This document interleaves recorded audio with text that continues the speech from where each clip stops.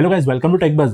तो आज मैं एक डिटेल कैमरा कंपैरिजन कर रहा हूँ सैमसंग गैलेक्सी S26 अल्ट्रा और एक प्रोफेशनल मिररलेस कैमरा का जो है सोनी अल्फा A7 मार्क 3, जिसकी करंट मार्केट वैल्यू है 1,30,000 rupees.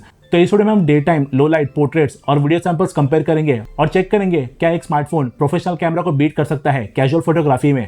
Smartphone versus professional camera के बीच तो हमेशा से ही डिबेट हो रहा है। ऑफ कोर्स स्मार्टफोन्स वो नहीं कर सकते जो प्रोफेशनल कैमरास कर सकते हैं प्रोफेशनल फोटोग्राफी फील्ड में, लेकिन क्या एक एमेच्योर को इतने पैसे डालकर एक फुल फ्रेम कैमरा लेना चाहिए, वो हम इस वीडियो में देखेंगे।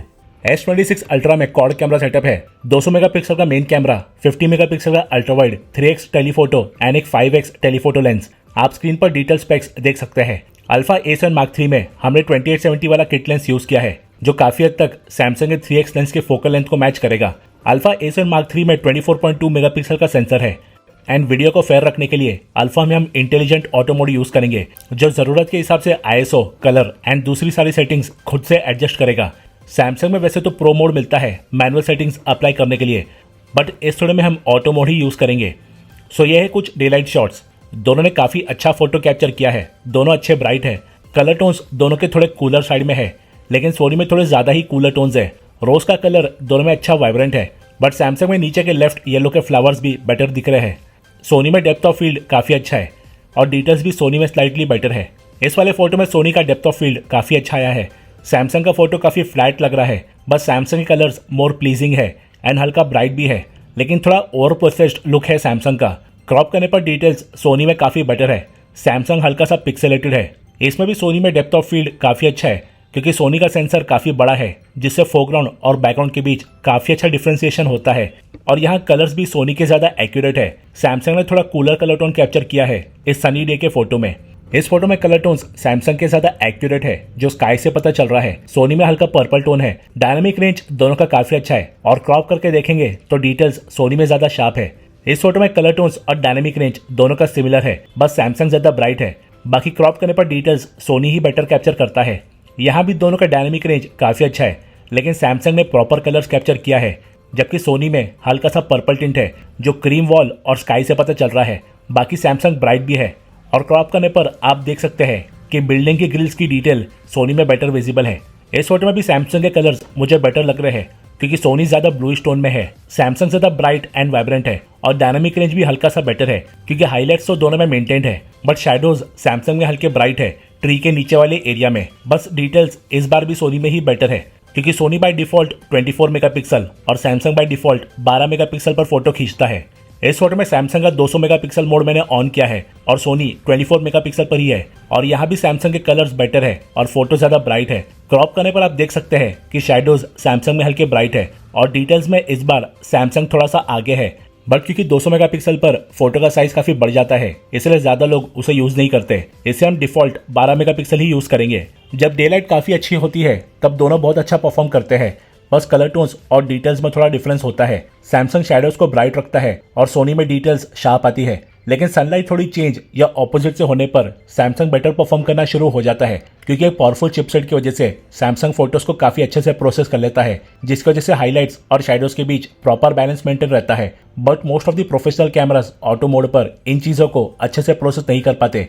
इन्हें मैनुअल सेटिंग्स या पोस्ट प्रोसेसिंग की जरूरत पड़ती ही है क्योंकि कभी सोनी स्काई को ओवर एक्सपोज करता है फोरग्राउंड की डिटेल्स मेंटेन करने के लिए या फिर फोरग्राउंड को डार्क कर देता है HDR ऑन होने के बाद भी, जबकि सैमसंग में स्काई और फोरग्राउंड दोनों के बीच एक प्रॉपर बैलेंस रहता है क्योंकि उसका HDR काफी अच्छा काम करता है और यही चीज आगे के फोटोज में भी कंटिन्यू हो रही है एक्सेप्ट दिस फोटो। इसमें हाईलाइट्स दोनों में काफी अच्छे हैं, बट शैडोज को सोनी ने ज्यादा ब्राइट रखा है, बट फिर भी कलर्स सैमसंग के ही बेटर है एंड डिटेल्स सोनी की शार्प है। सोनी में 70 mm और सैमसंग में 67 mm का 3x टेलीफोटो जूम लेंस है और यहाँ भी सैमसंग के कलर्स बेटर मेंटेन्ड है, जबकि सोनी के कलर्स थोड़े चेंज हुए हैं क्योंकि क्रीम वॉल को सोनी ने व्हाइट किया है। और 3x वाले फोटो को क्रॉप करने पर आप देख सकते हैं कि सोनी में डिटेल्स बेटर है। सैमसंग यहाँ पर भी थोड़ा सॉफ्ट लुक दे रहा है। बाकी सैमसंग में आपको 5x टेलीफोटो लेंस भी मिलता है जिसकी वजह से आप ज्यादा जूम कर सकते हैं और सैमसंग के 5x से 100x तक डिजिटल जूम कर सकते हैं।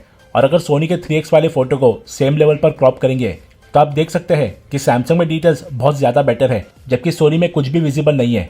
एक एडवांटेज जो हैंडफोन्स में होता है वो यह है कि इतनी कॉम्पैक्ट बॉडी में अल्ट्रा वाइड, मैक्रो और टेलीफोटो सभी लेंस आ जाते हैं, जबकि कैमरास में आपको कुछ रेस्ट्रिक्शंस होते हैं, जैसे या तो आप वाइड एंगल लेंस ले सकते हैं विद जूम या फिर सेपरेट अल्ट्रावाइड लेंस लेना पड़ता है जो काफ़ी एक्सपेंसिव आते हैं। सो ये नॉर्मल वाइड एंगल शॉट है दोनों से, और ये है सैमसंग का अल्ट्रा वाइड एंगल शॉट जिसमें आप सेम जगह से ज़्यादा डिटेल्स फ्रेम में कैप्चर कर सकते हैं। सैमसंग में आप ऐसे इंटरेस्टिंग मैक्रो शॉट्स भी ले सकते हैं, जबकि सोनी में सेम डिस्टेंस से फोटो लेने पर कुछ ऐसा फोटो आता है। तो ये फील्ड है जहाँ स्मार्टफोन्स थोड़े आगे निकल जाते हैं। यह है दोनों का वीडियो सैंपल 1080p 60 fps पर to test out colours and stabilisation. Samsung में कलर्स प्रॉपर है, जबकि सोनी में हल्का पर्पल टोन है। सैमसंग थोड़ा ब्राइट भी है और हाईलाइट्स एंड शैडोज के बीच दोनों में काफ़ी अच्छा बैलेंस है। सैमसंग में OIS है और सोनी में इमेज सेंसर शिफ्ट टेक्नोलॉजी है स्टेबिलाईजेशन के लिए, बट सोनी में स्टेबिलाईजेशन बॉडी में है और लेंस में नहीं। इसलिए आप देख सकते हैं कि वीडियो काफ़ी शेकी है, जबकि S26 अल्ट्रा काफ़ी ज़्यादा स्टेबल है। कैमरा घुमाने पर जब सन ऑपोजिट में आता है तब सैमसंग अच्छा बैलेंस मेंटेन कर लेता है, जबकि तब सोनी में फोरग्राउंड पहले से ज़्यादा डार्क हो जाता है। यहाँ हम फोकस स्पीड चेक कर रहे हैं और आप देख सकते हैं कि सैमसंग का फोकस स्पीड काफ़ी फास्ट है, क्योंकि multi directional face detection auto focus and laser auto focus दोनों दिया गया है। यह है सोनी का वीडियो।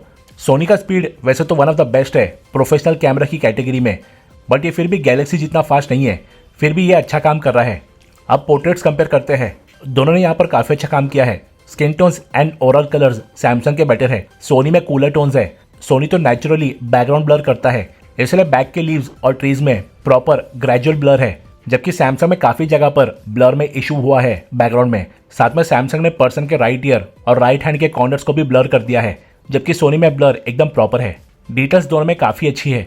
ये सैमसंग के 3x और सोनी के 70mm पर पोर्ट्रेट है। कलर्स एजेस में फर्स्ट फोटो जैसा ही डिफरेंस है और डिटेल्स सोनी में इस बार बेटर है। सैमसंग में 5x पर भी पोर्ट्रेट ले सकते हैं, जो काफ़ी अच्छा डेप्थ इफेक्ट देता है फोटो को। यहाँ भी दोनों ने काफ़ी अच्छा फोटो कैप्चर किया है, लेकिन मैं कलर्स सैमसंग के ही प्रीफर करूंगा, क्योंकि सोनी में हल्का सा ब्लूइश टोन है, लेकिन इस बार सोनी ज़्यादा ब्राइट है।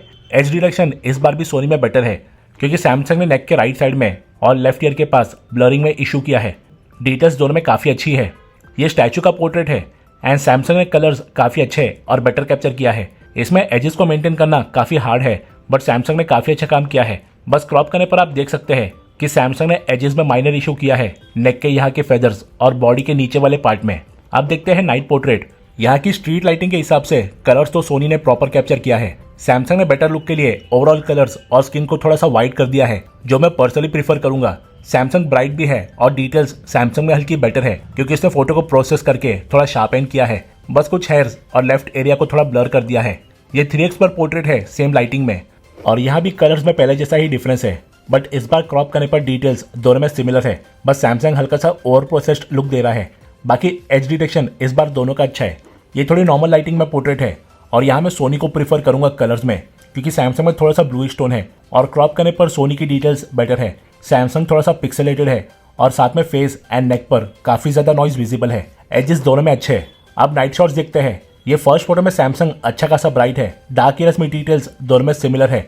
बाकी कलर्स सैमसंग के ज़्यादा प्रॉपर है, क्योंकि सोनी ने आधे फ्लावर के कलर्स व्हाइट कर दिया है। बस डेप्थ ऑफ फील्ड सोनी में काफ़ी अच्छा है। इस वाले फोटो में यहाँ की लाइटिंग का ऑरेंज टोन सोनी ने बराबर कैप्चर किया है।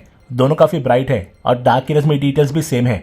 बस सेंटर के लाइट सोर्स को सोनी ने हल्का ज़्यादा ब्लोन आउट किया है। इस फोटो में कलर टोन्स में कोई खास डिफरेंस नहीं है और दोनों की ब्राइटनेस भी सिमिलर है। बस यहाँ भी सोनी ने लाइट सोर्स को हल्का ज़्यादा ब्लोन आउट किया है, जबकि सैमसंग में वो थोड़ा कंट्रोल्ड है। बाकी दोनों में लेंस फ्लेयर सिमिलर है। यहाँ सोनी के कलर्स एक्यूरेट है, मैंने जैसा देखा था सेम वही कैप्चर किया है। सैमसंग के फोटो में हल्का सा ब्लूइश टिंट है। बाकी सैमसंग से ज़्यादा ब्राइट भी है। जो वाइट स्टेम है और जहाँ पर स्ट्रक्चर पर लाइट पड़ रही है, वहाँ सैमसंग में डिटेल्स बेटर विजिबल है, जबकि सोनी में काफ़ी हाईलाइट्स ब्लोन आउट है। सैमसंग इस बार ज़्यादा शार्प है। ये दोनों के 3x का सैंपल है। यहाँ पर भी डोम और यहाँ येलो लाइट्स पड़ रही है, वहाँ सैमसंग में हाईलाइट्स में बेटर डिटेल्स मेंटेन है और डार्क एरियाज में डिटेल्स भी सैमसंग में बेटर विजिबल है। ये फोटो दोनों में अच्छा ब्राइट है, बट नीचे जो ब्लू रेलिंग है वो सैमसंग में अच्छी वाइब्रेंट है एंड जहाँ स्टैचू पर लाइट पड़ रही है वहाँ डिटेल्स सैमसंग में बेटर विजिबल है। सोनी के कलर्स थोड़े से कम है और हाईलाइट्स भी ब्लोन आउट है स्टैचू की। जहाँ लाइटिंग अच्छी होती है वहाँ एक प्रोफेशनल कैमरा ऑटो मोड पर अच्छी टक्कर देता है एक फ्लैगशिप फोन को। बस ब्राइटनेस में हल्का डिफरेंस रहता है, बट जैसे जैसे लाइटिंग कम या हार्श होने लगती है DSLR इतना अच्छा परफॉर्म नहीं कर पाता। जैसे इस फोटो में सैमसंग ने अच्छा खासा ब्राइट फोटो कैप्चर किया है और साथ में जो बोर्ड्स है वो सैमसंग में क्लियरली विजिबल है, जबकि उनकी डिटेल्स सोनी में काफ़ी हद तक ब्लोन आउट है। सैमसंग एक जगह पर काफ़ी अच्छा परफॉर्म करता है, वो है नाइट में ब्राइट लाइट सोर्स का फोटो खींचने में। जैसे ये लाइट बोर्ड्स का फोटो है, क्योंकि सैमसंग में ऊपर की बिल्डिंग अच्छी खासी ब्राइट है और फिर भी लाइट बोर्ड्स और स्टोर के अंदर की डिटेल्स सैमसंग में थोड़ी बेटर मेंटेन्ड है, जबकि सोनी में आसपास का एरिया डार्क है ऊपर से स्टोर के अंदर की डिटेल्स भी ब्लोन आउट है। इस वाले फोटो में भी लास्ट फोटो जैसा ही इशू है। DSLR हार्श लाइटिंग में काफी खराब फोटो खींचता है और यह आगे दूसरे फोटोज में भी हुआ है। तो काफी कम लाइट में अगर DSLR या प्रोफेशनल कैमरा से फोटो लेना है तो मैनुअल सेटिंग्स यूज करना ही बेटर होगा, वरना ऐसे डार्क फोटोज आते हैं या फिर लाइट्स ब्लोन आउट हो जाती है। फ्लैगशिप फोन्स में ऐसा इशू नहीं आता और मेरा ये पर्सनल ओपिनियन है कि प्रोफेशनल कैमराज में एक स्पेशल नाइट मोड देना चाहिए। यस, इंटेलिजेंट ऑटो मोड पर सोनी नाइट सीन डिटेक्ट करके थोड़ी सेटिंग्स चेंज कर लेता है, बट फिर भी गैलेक्सी जैसा आउटपुट नहीं दे पाता।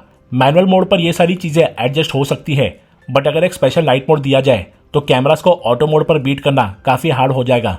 वैसे सैमसंग भी परफेक्ट नहीं है, क्योंकि यहाँ मैंने काफी ब्राइट लाइट्स का फोटो ट्राई किया एंड सैमसंग ने भी अच्छे खासे लेवल पर ब्लोन आउट किया है स्टोर के अंदर की डिटेल्स को।